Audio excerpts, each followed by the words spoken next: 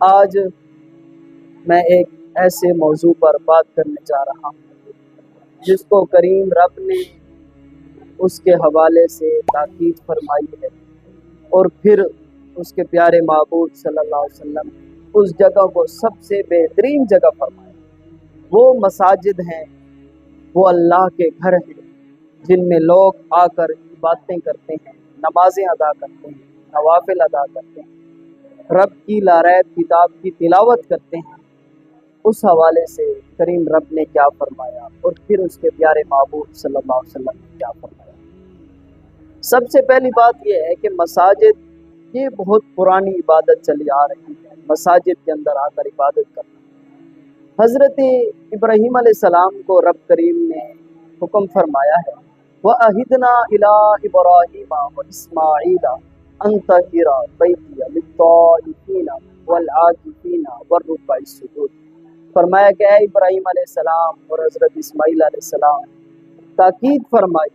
اور فرمایا کہ میرے گھر کو پاک صاف رکھنا، اعتکاف کرنے والوں کے لیے، رکوع کرنے والوں کے لیے اور سجود کرنے والوں کے لیے۔ یہ رب کریم کا گھر بیت اللہ شریف ہے، خانہ کعبہ شریف ہے، اس کے حوالے سے تاکید فرمائی۔ اور پھر مساجد بنانے کے حوالے سے میرے کریم معبود صلی اللہ علیہ وسلم کا یہ فرمان موجود ہے، اور یہ فرمان بخاری و مسلم شریف کے اندر موجود ہے۔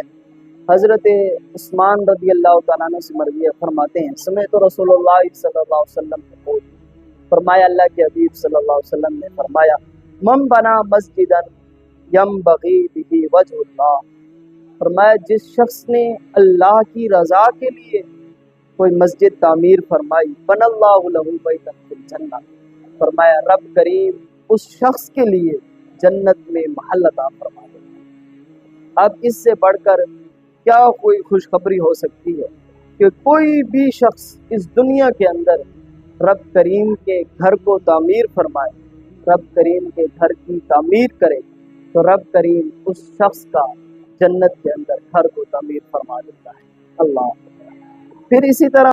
رسول کریم صلی اللہ علیہ وآلہ وسلم نے فرمایا، حضرت عائشہ صدیقہ طیبہ طاہرہ رضی اللہ تعالیٰ عنہ سے مروی فرماتے ہیں کہ رسول کریم صلی اللہ علیہ وسلم نے فرمایا، تمہیں چاہیے کہ تم شہروں کے اندر مسجدوں کو تعمیر کرو اور پھر انہیں خوب پاک صاف رکھا کرو اور انہیں خوشبودار بنایا کرو۔ یہ میرے کریم محبوب صلی اللہ علیہ وسلم کا حکم ہے۔